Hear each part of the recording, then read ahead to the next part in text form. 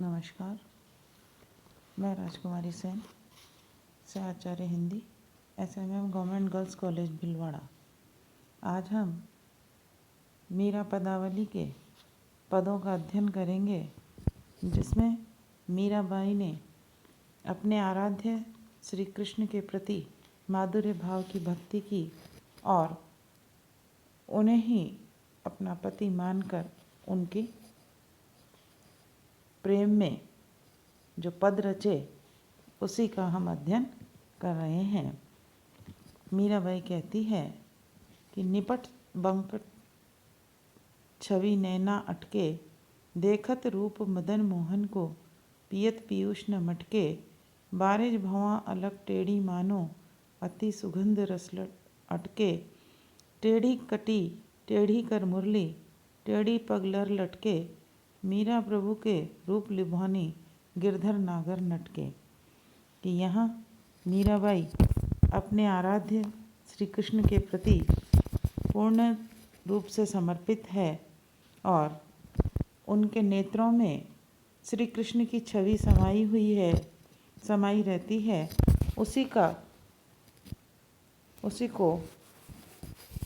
उस छवि का वर्णन करते हुए कहती है कि मीराबाई कहती हैं कि मेरी आँखों में कृष्ण की जो छवि है, बंकट छवि है, वह अटक कर रह गई है। कहने का तात्पर्य कि कृष्ण की जो त्रिभंगी मुद्रा है वह उनकी आँखों में समा गई है और वह छवि निकालने से भी नहीं निकलती। इसी छवि का वर्णन करते हुए वह अपनी सखी से कहती हैं कि हे सखी, श्री कृष्ण के रूप सौंदर्य को देखकर मेरी ये जो आँखें हैं, मेरे ये जो नेत्र हैं, यह तृप्त नहीं हो पाते और सदैव ही श्री कृष्ण की उस रूप का, उस छवि का अमृत पान करते रहना चाहते हैं। आगे कहती हैं कि उनके कमल के समान कोमल मुख पर काली भौहें सुशोभित हो रही हैं और उनके सिर पर घुंघराले बाल हैं जो अत्यंत ही सुंदर लगते हैं। मीराबाई कहती है कि कृष्ण की जो कमर है वह वंशी वादन के कारण हमेशा बंसी बजाते रहने के कारण कुछ टेढ़ी सी हो गई है और उस त्रिभंगी मुद्रा में वे अपने हाथों में मुरली धारण किए रहते हैं।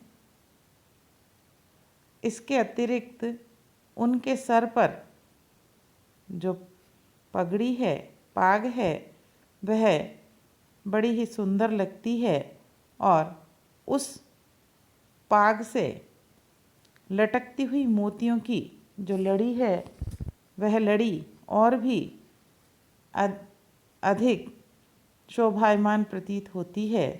इसलिए मीराबाई कहती है कि हे सखी, कि मेरे ये जो नेत्र हैं, ये नेत्र उसी छवि को देखते रहते हैं और उस छवि को लगातार देखते रहने के कारण मीरा अपने आराध्य नटनागर श्री कृष्ण के सौंदर्य पर मुग्ध होते जाना मीरा की एक आदत सी बन गई है। कि यहाँ मीराबाई ने श्री कृष्ण की त्रिभंगी मुद्रा का वर्णन किया है।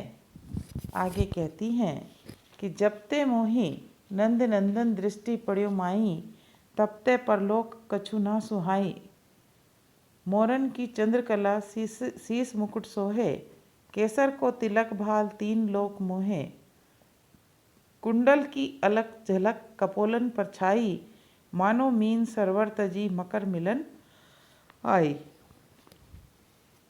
प्रस्तुत इस पद में मीराबाई श्री कृष्ण के रूप पर मोहित हो जाती है और उसी रूप आसक्ति के प्रभाव को यहाँ पर चित्रित किया गया है कि यहाँ मीराबाई जो है वह अपनी सखी के समक्ष अपने भावों को प्रकट करते हुए कहती है कि हे सखी, कि जब से मैंने श्री कृष्ण को देखा है, श्री कृष्ण पर मेरी दृष्टि पड़ी है, तब से मेरी स्थिति जो है वह विचित्र सी हो गई है।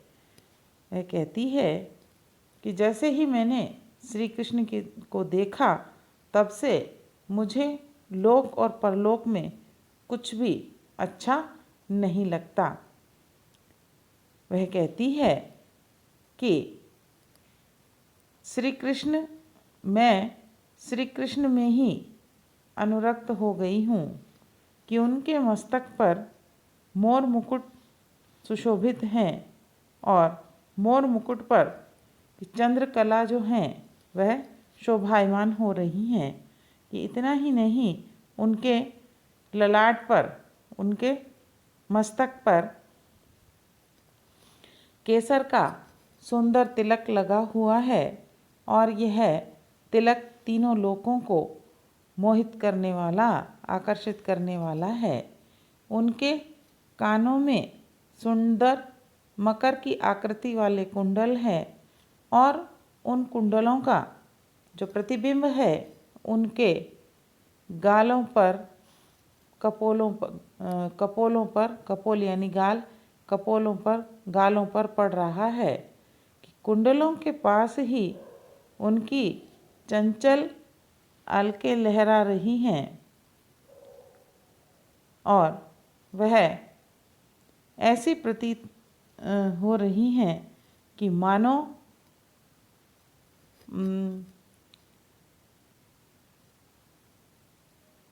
मकर रूपी जो मछलियां हैं वह सरोवर को छोड़कर कुंडल की मकर आकृति वाले प्रतिबिंब से मिलने के लिए कपोलों तक आ गई हो। आगे कहते हैं कि भ्रकुटी कुटिल चपल नयन चितवन से टोना, खंजन अरु मधुप मीन मोह मृग छौना। अधर बिंब अरुण नयन मधुर मंदहासी, दसन दमक दाड़िम द्युति दमके चपलासी। कंबु कंठ भुज विशाल ग्रीव तीन रेखा, नटवर को भेष मानो सकल गुण विशेखा।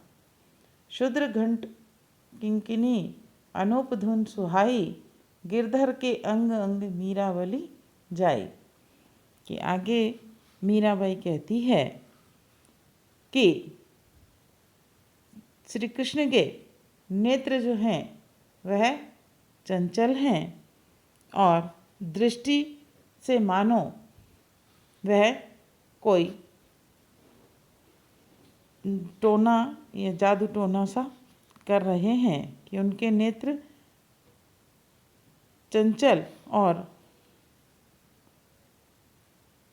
सम्मोहक होने के कारण, सुंदर होने के कारण उनके सामने नेत्रों के प्रसिद्ध जो उपमान हैं, जिनमें खंजन, भ्रमर और मृग शावक भी उन्हें देखकर मोहित हो जाते हैं।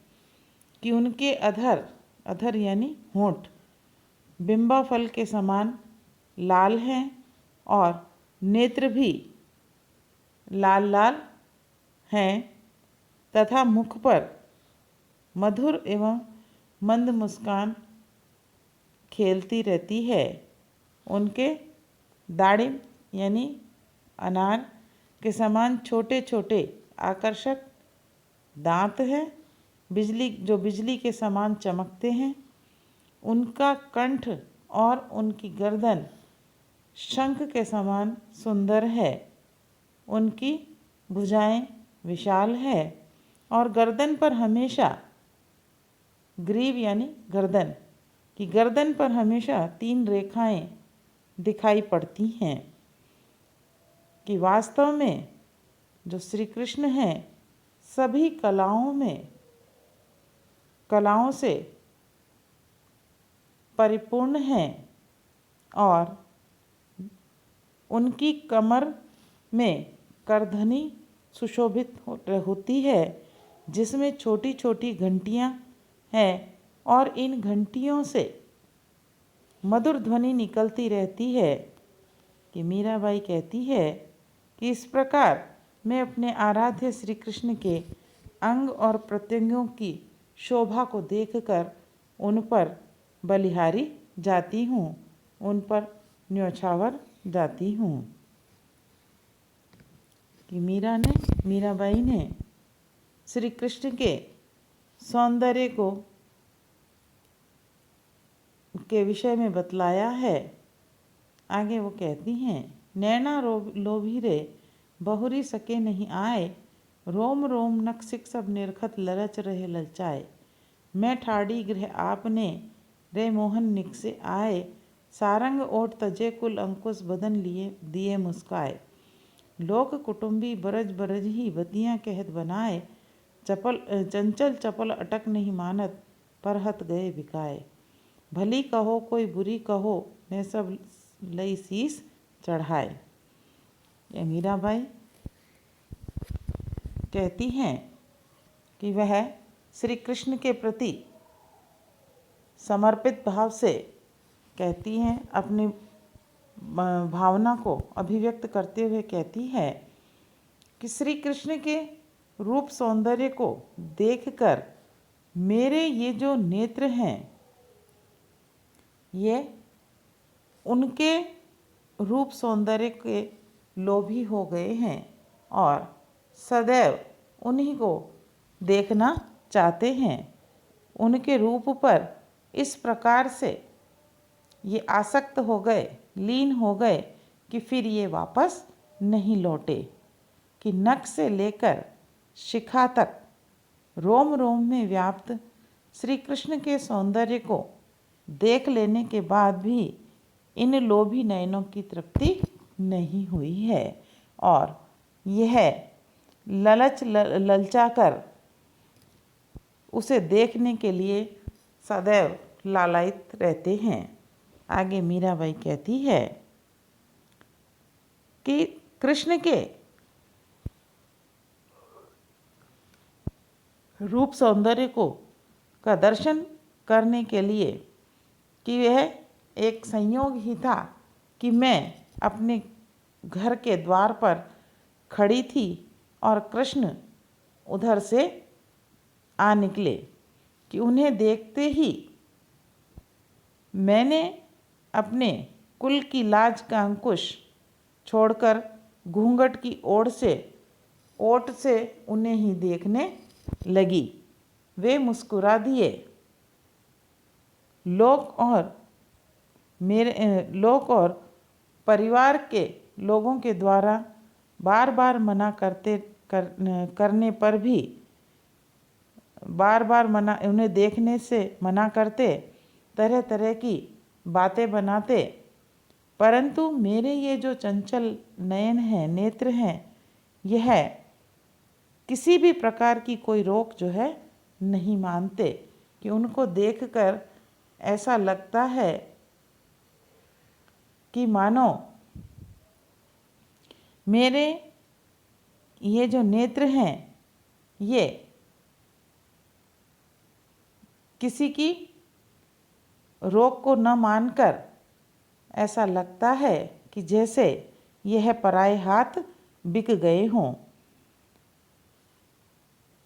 श्री कृष्ण के सौंदर्य पर रीझ कर मीराबाई कहती है कि मैं अपना सर्वस्व न्योछावर कर चुकी हूँ। कि अब चाहे कोई मुझे भला कहे या बुरा कहे, मैंने उनकी बातों को, उनकी निंदा को सिर पर धारण कर लिया है। अब मैं पूरी तरह से श्री कृष्ण के प्रेम में डूब गई हूँ उनके, और इसी कारण से अब उनके बिना मुझसे क्षण भर भी रहा नहीं जाता। कि हमने आपको ये मीरा के पद पढ़ाए हैं, इन्हें पढ़िए, सुनिए, समझिए और इस चैनल को लाइक और सब्सक्राइब अवश्य कीजिए। धन्यवाद।